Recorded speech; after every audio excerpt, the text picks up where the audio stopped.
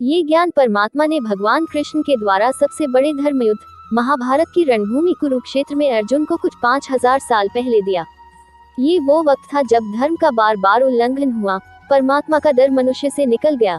लालच की होड़ में भाई ने भाई को मारने की कोशिश की और यही नहीं, एक ब्याहता को भरी सभा में अपने बड़ों के सामने अपमानित किया गया। इससे पहले कि मनुष्य जाति धर्म युग से निकलकर पूर्ण रूप से कलयुग में जाति युद्ध की रणभूमि में युद्ध से कुछ पहले परमात्मा ने गीता भगवान कृष्ण के द्वारा मनुष्य जाति के कल्याण के लिए दी। गीता परमात्मा द्वारा दी गई किताब है, जो किसी एक धर्म के लिए नहीं बल्कि पूरी मनुष्य जाति के लिए है, पूरी इंसानियत के लिए है, सब आत्माओं के लिए है।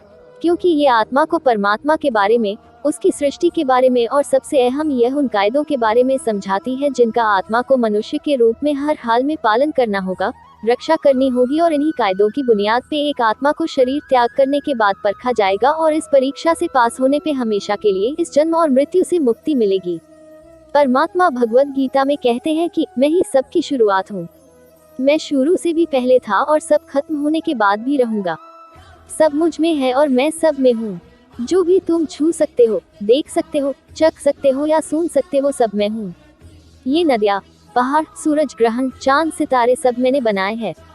मैंने ही भगवान, शैतान, राक्षस और इंसान बनाया। मैं सर्वव्यापी हूँ, सब में रहता हूँ, सब मैं हूँ, मैं ही हूँ। मैं ही ब्रह्मा बनकर सब बनाता हूँ और रुद्र बन के सब नष्ट कर देता हूँ। मैं ये सृष्टि यूं ही बनाता और तोड़ता रहूंगा ताकि आत्माओं को मौके मिल सके इस जन्म और मृत्यु से मोक्ष पाने को, हमेशा के लिए परमात्मा के साथ रहने को। भगवत गीता कहती है कि इस सबसे बड़ी परीक्षा के लिए परमात्मा ने प्रकृति का निर्माण 5 तत्व हवा, अग्नि, जल, पृथ्वी और ईथर से किया, जिन्हें हम छू के, चख के, सूंघ के और देख के हम समझ सकते हैं।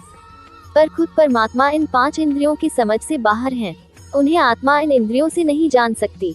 आत्मा 5 इंद्रियों के साथ वैसे ही है जैसे एक लोहे का रोबोट, जिसे अपने बनाने वाले का कोई पता नहीं।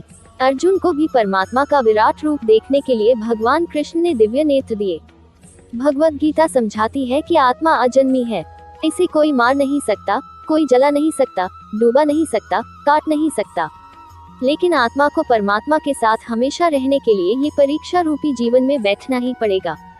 इस परीक्षा के लिए परमात्मा से बिछड़ के आत्मा को पृथ्वी पे किसी न किसी रूप में जन्म लेना पड़ता है और 88 करोड़ योनियों को जीने और भोगने के बाद एक आत्मा को मनुष्य का शरीर और दिमाग मिलता है। इस सबसे बड़ी मर्यादाओं की परीक्षा में बैठने के लिए हर मनुष्य को इस पूरी परीक्षा के दौरान तरह तरह की अच्छी और बुरी भावनाओं की चक्रव्यूह में अपने ही भाई बहन और मित्रों के साथ डाला जाता है, जिसमें हर आत्मा को अपने अंदर के तामसिक और राजसिक अवगुणों से निकल के सात्विक जीवन में प्रवेश करने के मौके मिलते हैं। हमारे तामसिक गुण वो है जो हमारे अंदर हीन भावना पैदा करके हमें खुद को उदास और नुकसान पहुंचाते हैं, और हमारे राजसिक गुण हमें ईर्ष्यालु और लोभी बना के दूसरों के प्रति नुकसान पहुंचा सकते हैं। इस परीक्षा के दौरान हर आत्मा को तामसिक और राजसिक गुणों को खत्म करके अपने सात्विक गुणों से परिचित होना पड़ेगा। सात्विक गुण वो हैं जो आत्मा को अपने आसपास की हर चीज से जोड़े और उन्हें प्यार करना सिखाते हैं। परीक्षा के दौरान हर आत्मा को जीवन के चारों स्तंभ धर्म, अर्थ, काम और मोक्ष का ज्ञान पाके ही मुक्ति मिलती है। यही वो द्वार है जिन्हें समझकर ही आत्मा परमात्मा को समझ सकती है। पहला द्वार धर्म का है और शेर इसका प्रतीक है। धर्म वही है जो गीता में लिखा हुआ है, धर्म वही है जो धारण किया हुआ है, जिसे आपका दिल मानता है। जैसे झूठ नहीं बोलना, चोरी नहीं करना, भगवान का निरादर नहीं करना, दूसरों को नुकसान नहीं देना, यही सब धर्म है। और हर आत्मा को अपने जीवन काल में हर समय धर्म का पालन करना होगा और उसकी रक्षा करनी होगी। दूसरा द्वार अर्थ का है और घोड़ा इसका प्रतीक है। हर आत्मा अपने हर जीवन काल में अपने पृथ्वी पे होने का अर्थ या मूल कारण समझेगी। इस जिंदगी में भोगने वाली चीजें और रिश्तों का आनंद लेगी। अच्छा बेटा और अच्छी बेटी, अच्छा भाई या अच्छी बहन, अच्छा पति या अच्छी पत्नी बनके हर दुनियावी रिश्ते पर खरी उतरेगी और इस परीक्षा को पास करेगी। तीसरा द्वार काम का है। भगवत गीता समझती है कि हर मनुष्य के अंदर काम, क्रोध, लोभ, मोह, अहंकार और ईर्ष्या जैसी 6 भावनाएं हमें अपने और दूसरों के प्रति नुकसान पहुंचा सकती है। इन भावनाओं को हर मनुष्य को हमेशा अपने नियंत्रण में रखना होगा, क्योंकि इनके बहाव में किया हुआ कोई भी काम हमारे जीवन भर की परेशानी का कारण बन सकता है और एक आत्मा संतोष और सादगी से इन भावनाओं पर हमेशा के लिए विजय पा सकती है। चौथा स्तंभ मोक्ष का है और हाथी इसका प्रतीक है। इस परीक्षा रूपी जीवन में हर मनुष्य हर समय कुछ इच्छाएं रखता है। कुछ इच्छाएं एक ही जन्मकाल में पूरी हो जाती है, पर कुछ अधूरी रह जाती हैं और उनके पूरा होने के लिए आत्मा को वापस पृथ्वी पर आना पड़ता है। भगवद गीता समझाती है कि हमारी इच्छाएं ही मूल कारण है हमारे पृथ्वी पर वापस आने का, और अगर हम कोई भी इच्छा न रखें तो हम इस जीवन और मृत्यु से मुक्त हो सकते हैं। ये द्वार माफी का भी है। जिन्होंने आपके साथ बुरा किया उनको माफ करके और जिनसे आपने बुरा किया उनसे माफी मांग के मुक्ति पाई जा सकती है। जब तक आत्माएं इन चारों दरवाजों धर्म, अर्थ, काम और मोक्ष को समझ नहीं लेती तब तक इस आत्मा को बार बार मनुष्य के रूप में आना ही पड़ेगा। परीक्षा का समय खत्म होते ही आत्मा शरीर और अन्य सब वस्तुओं का त्याग कर देती है। जो भी संसार में रहकर बनाया वो अब किसी और होगा और आत्मा अपने कर्मों के फैसले के लिए चली जाती है। आत्मा के अच्छे बुरे कर्मों का हिसाब होता है। अपने अच्छे कर्मों के लिए आत्मा कुछ वक्त के लिए स्वर्ग और दुष्कर्मों के लिए नरक चली जाती है।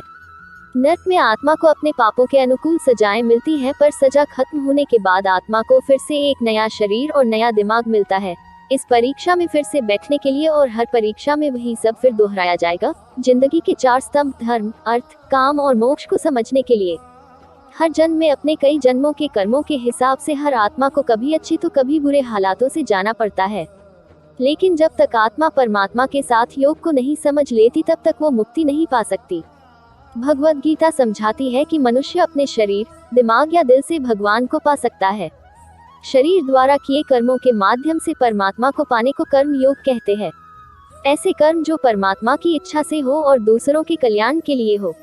वाल्मीकि ने रामायण लिख के, श्रवण ने अपने माता पिता की सेवा और उन्हें 4 धाम की यात्रा कराकर अपने कर्मों द्वारा परमात्मा को पाया। श्रीमद् भगवद गीता समझाती है कि एक आत्मा दिमाग से भी परमात्मा के साथ योग लगा सकती है। इसे राजयोग कहते हैं, क्योंकि दिमाग या मस्तिष्क सब इंद्रियों का राजा है। एक मनुष्य अपनी आस्था, श्वास प्रणाली, अभ्यास, साधना और तपस्या से परमात्मा को इस योग के रास्ते पा लेता है। इस योग को समझने के लिए हमें अपने अंदर की एनर्जीज शक्तियों यानी चक्र और कुंडलिनी को समझना पड़ेगा। आत्मा मस्तिष्क से ध्यान लगाकर परमात्मा के साथ योग लगा सकती है। शंकराचार्य, स्वामी परमहंस, स्वामी विवेकानंद और उनके जैसे कई योगी इस योग के रास्ते परमात्मा के साथ संधि लगा पाए। परमात्मा भगवद गीता में कहते हैं कि अगर किसी आत्मा को धर्म ना भी समझ आए, योग न भी समझ आए, पर अगर वो मेरी शरण में आ जाए तो मैं उसके सारे पाप माफ कर देता हूँ। परमात्मा को ऐसी दिल की गहराइयों से पुकार के पाने को भक्ति योग कहते हैं। चैतन्य महाप्रभु, मीराबाई और भगवान हनुमान इस योग के सबसे बड़े उदाहरण हैं। लेकिन कभी आत्मा अपने होने का मूल कारण भूल के धर्म का उल्लंघन करे या पाप के रास्ते पर निकल जाए तो उसे ठीक करने के लिए परमात्मा को खुद किसी रूप में पृथ्वी पे जन्म लेते हैं। आइए श्रीमद् भगवद गीता को पूरा पढ़ के इस जिंदगी के असली मायने समझें और परमात्मा के साथ योग लगाएं। अगर आपको यह भगवद गीता का सार पसंद आया तो इसे औरों के साथ जरूर शेयर करें ताकि सब आत्माएं अपने यहाँ होने का मूल रूप समझ सके और इस जन्म और मृत्यु से मुक्ति पा के हमेशा परमात्मा के साथ रह सके। धन्यवाद।